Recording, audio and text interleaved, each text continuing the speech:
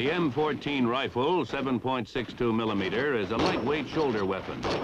It is somewhat similar to the M1 rifle in functioning and appearance, but with additional characteristics of other small arms.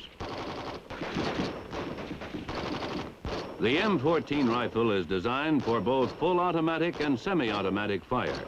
In semi-automatic fire, each squeeze of the trigger fires one round. By turning the selector to full automatic, fire is continuous as long as the trigger is held back and there are rounds in the magazine.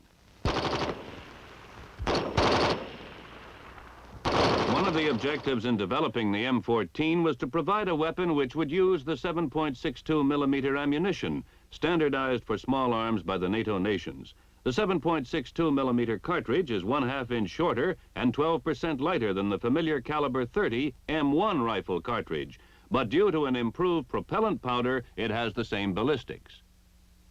The M14 rifle has many of the characteristics of several older weapons. They are the M1 rifle, the previous standard of the United States Army since World War II,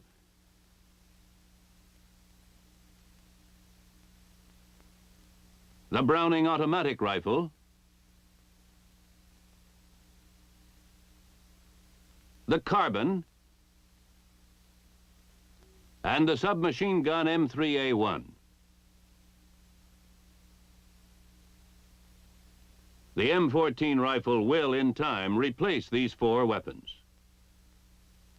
The adoption of the M14, one basic weapon, greatly reduces logistical problems. Moreover, it reduces time for training the user and small arms maintenance personnel. The new weapon has a 20-round magazine which is quickly and easily replaced. Before removing an empty magazine, the safety is placed on safe. The empty magazine is removed and a loaded magazine is snapped into place so that it is engaged by the rear of the operating rod spring guide and the magazine latch. Now allow the operating rod spring to force the operating rod forward, carrying the bolt with it, to chamber the first round and lock the bolt. The rifle is now cocked and ready to fire when the safety is off.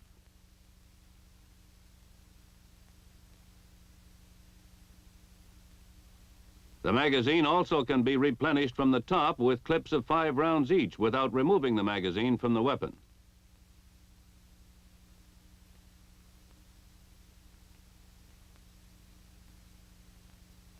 To speed up the loading operation for continued firing, the bolt is held to the rear automatically for reloading after the last round in the magazine is fired.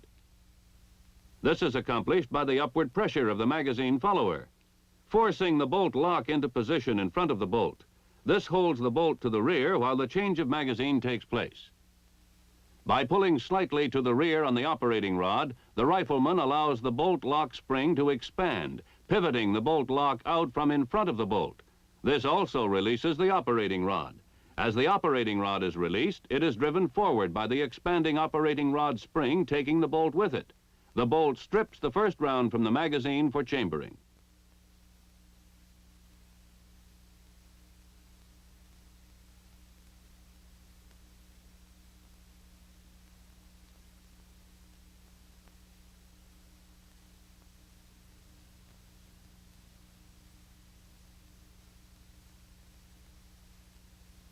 Another feature of the M14 is its flash suppressor.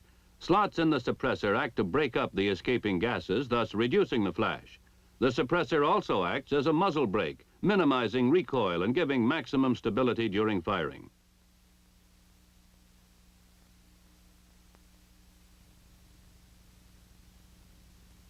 This is the way the flash suppressor works. Gas strikes the wide bottom rib of the flash suppressor and exerts downward pressure to keep the rifle stable during firing. Of course, gas escapes in all other directions too.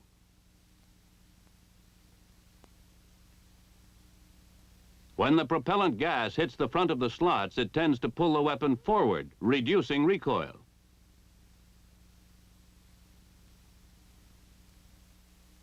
By disassembling or field stripping the weapon, you will become familiar with the parts. To field strip it, first clear the weapon. That is, remove the magazine and check to see there is no round in the chamber.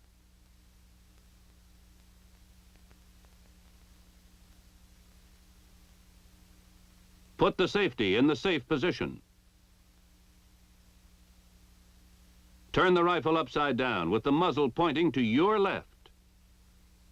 To remove the firing mechanism, grasp the rear of the trigger guard and pull to your right and pry upward.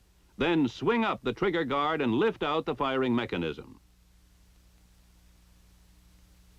Separate the stock from the receiver by placing your left hand on the gas cylinder and lifting upward on the butt of the stock.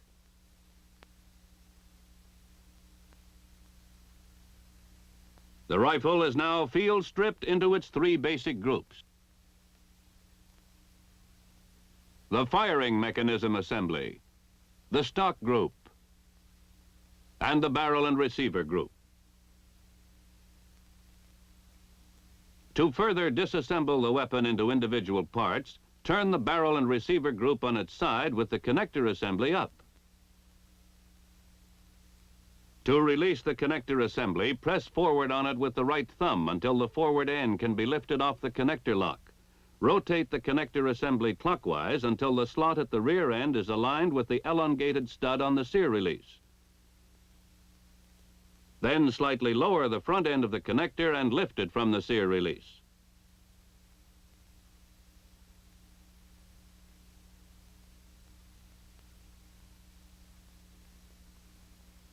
To remove the operating rod spring and spring guide, pull forward on the operating rod spring, relieving pressure on the connector lock. Pull the lock outward. Then remove the operating rod spring and spring guide. Now turn the barrel and the receiver group so the sights are up. Retract the operating rod until the guide lug on its lower surface aligns with the disassembly notch on the receiver. Lift the operating rod out and to the rear, disengaging it from the operating rod guide.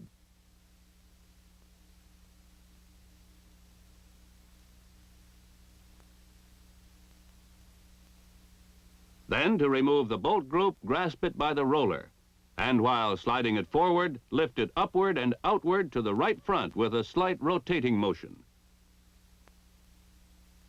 The barrel and receiver group is now field stripped into the connector assembly, the operating rod spring and guide, the operating rod, and the bolt. These basic groups may be further disassembled if required. The rifle is assembled by reversing the procedure. After reassembly, the rifle should be hand-operated without ammunition to check for freedom of action of the components.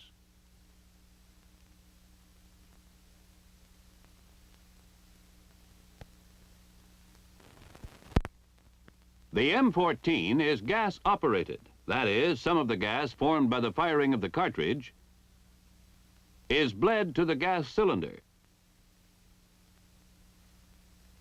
In the gas cylinder, the gas inside the piston expands. The piston drives the operating rod to the rear, compressing the operating rod spring.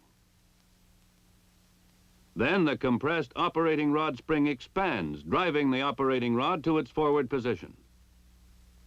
This combination of backward and forward movements initiated by the firing of each cartridge performs a series of steps known as the cycle of functioning. The cycle of functioning can be broken down into 8 steps. Of course, these are performed as integrated and overlapping actions. The first step is feeding, which is positioning the cartridge ready for chambering. The second step is chambering, seating the round in the chamber.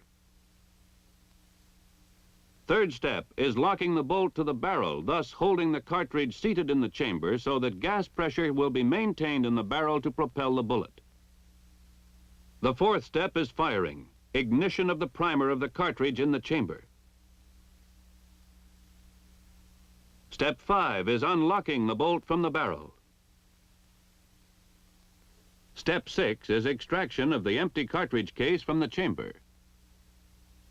In step 7, the empty cartridge case is ejected from the weapon. And step 8 is cocking in preparation for the firing of the next round. These 8 steps happen one after another, and so rapidly as to be almost simultaneous. By using a schematic drawing, we will see how these 8 steps are performed. To start the feeding step, the bolt is moved to the rear.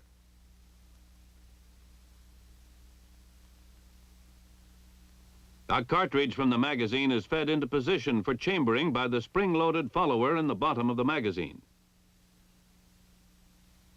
On the forward movement of the bolt, the hammer is cocked and a cartridge is stripped from the magazine. The cartridge is chambered. The bolt is locked. The rifle is now cocked and ready to be fired when the safety is off. By pressing the trigger, the hammer is released, firing the cartridge.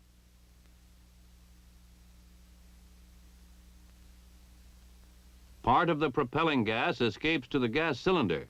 The expanding gas in the gas cylinder drives the piston and operating rod to the rear and the bolt with it.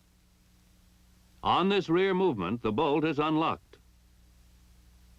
The spent cartridge is extracted from the chamber and ejected from the rifle. At the same time, the hammer is again cocked and the cycle ready to start over. Now, let us see in greater detail how the 8 functions or steps are performed.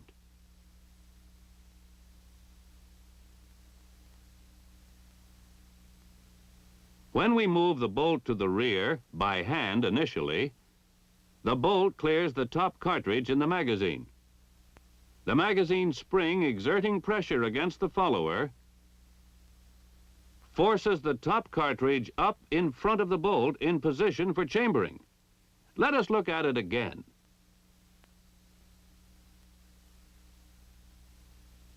When the bolt is moved to the rear, the bolt rotates. Rotation of the bolt during unlocking cams the hammer slightly rearward. It also moves the firing pin rearward as the firing pin tang contacts the camming surface on the bridge of the receiver.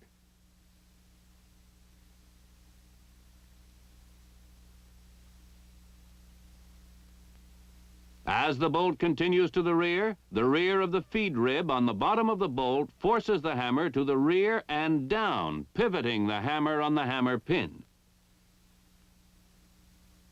The bolt continues rearward, riding over the hammer. The bolt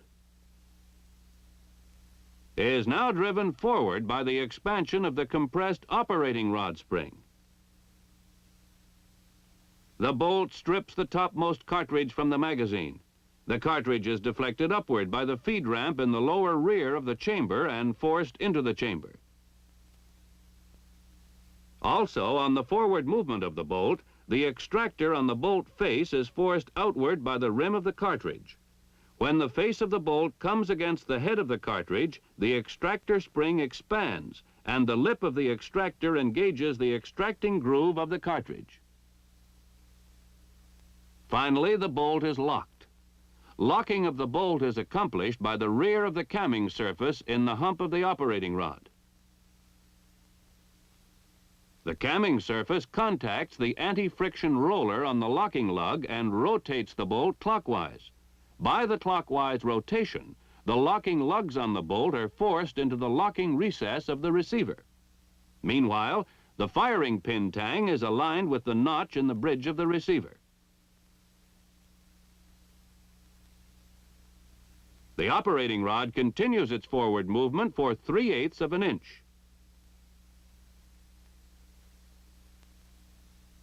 During chambering and locking, the operating rod is repositioning the gas piston.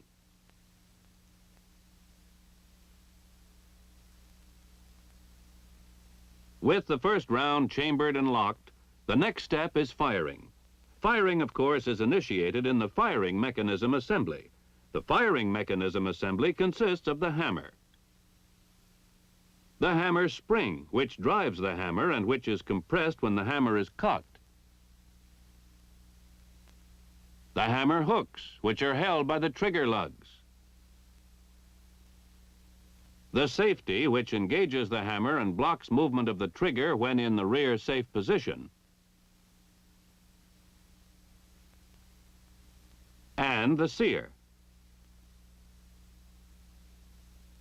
The movement of the bolt to the rear forced the rear hammer hooks into engagement with the sear, which prevents the hammer from following the bolt forward.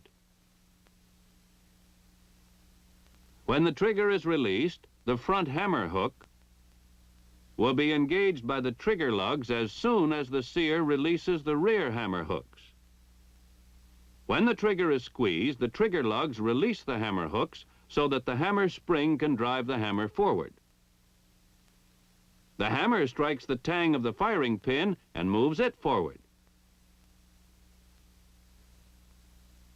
The firing pin strikes the primer on the base of the cartridge, igniting the powder. When the cartridge is fired in the chamber, gas pressures build up. And a gas pressure of 50,000 pounds per square inch is exerted in every direction. It cannot escape to the rear because the locked bolt holds the case in the chamber, and the brass case is expanded against the chamber walls, effectively sealing the chamber. The gas can only escape by propelling the bullet out through the muzzle of the rifle.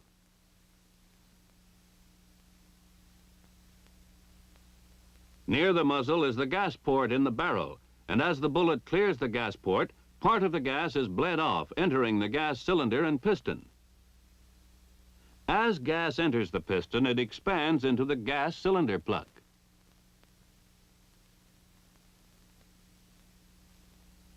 Continued expansion of gas builds up a pressure which forces the gas piston to the rear. The initial rearward movement of the piston shuts off the barrel gas port. The pressure exerted against the piston drives it to the rear 1 1/2 inches.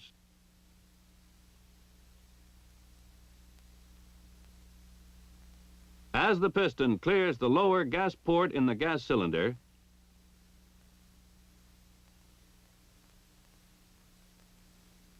the gas pressure instantly vents to the open air, removing all driving force from the piston. During the 1 1/2 inch movement of the piston rearward, the piston is forcing the operating rod to the rear. After completion of piston travel, the force of inertia causes the operating rod to continue to the rear until the termination of recoil. Recoil ends when the shoulder of the operating rod contacts the front end of the receiver. The operating rod spring now expands and forces the operating rod forward in preparation for firing of the next round. In the forward movement, the front end of the operating rod repositions the gas piston, which comes to rest against the gas cylinder plug. To see how unlocking was accomplished, we will repeat the action. When the operating rod moved rearward, it accomplished several things, the first of which was the unlocking of the bolt. Before the bolt starts to unlock, the operating rod permits 3/8 of an inch of free travel to the rear. This is a safety factor, permitting the bullet to leave the muzzle and gas pressure to subside before unlocking begins. This prevents gas from blowing back into the rifleman's face when the bolt unlocks. At the completion of free travel, the front of the camming surface in the hump of the operating rod comes in contact with the anti-friction roller on the right locking lug.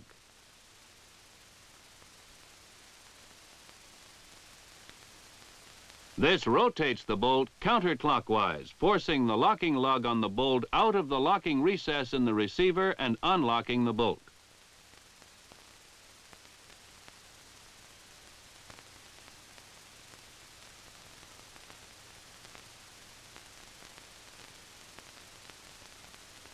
While the bolt is being unlocked, slow initial extraction takes place.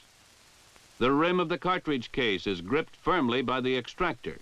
A slow twisting pull called slow initial extraction is imparted by the rotating bolt.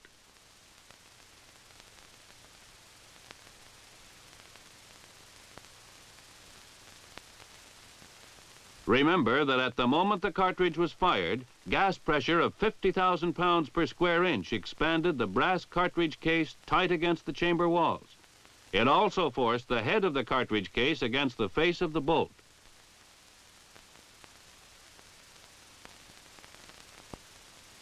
To pry the cartridge loose, the slow twisting pull is required. It begins just before unlocking is completed. The corresponding radii of the locking lugs on the bolt and the locking recesses of the receiver, along with the rotation of the bolt, allow a slight rearward movement of the bolt. This rearward twisting action loosens the case in the chamber and causes slow initial extraction. When the bolt continues to the rear, following unlocking and extraction, the spent cartridge is ejected.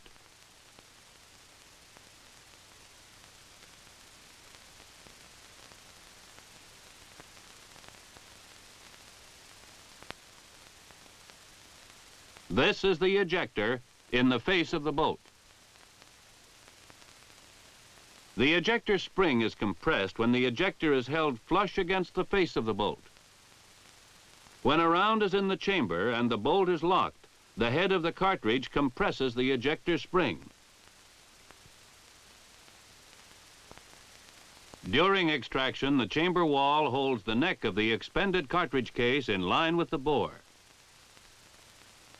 But when the neck of the cartridge case clears the chamber, the ejector spring is allowed to expand. The ejector forces the empty cartridge case to pivot about the extractor, ejecting it from the rifle.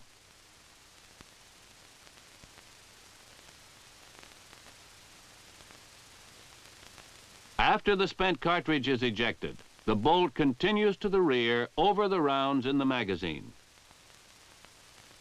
The rounds are under pressure by the follower. When the bolt begins its forward movement, the hammer is cocked and the cycle is then repeated. Feeding, chambering, locking, firing, unlocking, extracting, ejecting, and cocking.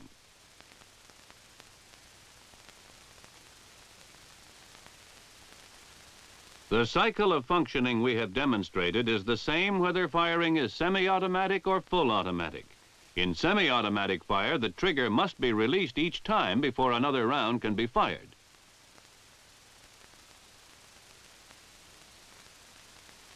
In full automatic fire, cartridges are fired continuously as long as the trigger is held to the rear. Let's see how the mechanism of the rifle can be adjusted to fire either single shots or bursts. To see how the firing mechanism operates, we will use an oversized model. If the firing mechanism assembly were operating at normal speed, recoil would happen so fast that no rifleman firing single shots would have time to release the trigger in preparation for the next single shot. To overcome that, the sear is provided. The sear catches the hammer hooks even though the trigger is still being squeezed. When the trigger is released, the rear hammer hooks are released from the sear, and the front hammer hooks are engaged by the trigger lugs. The weapon is now cocked and ready to fire again when the trigger is squeezed.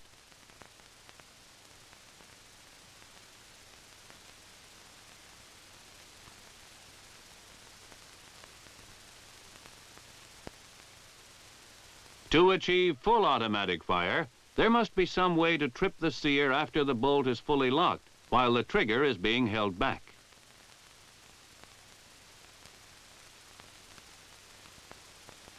This is done by the selector,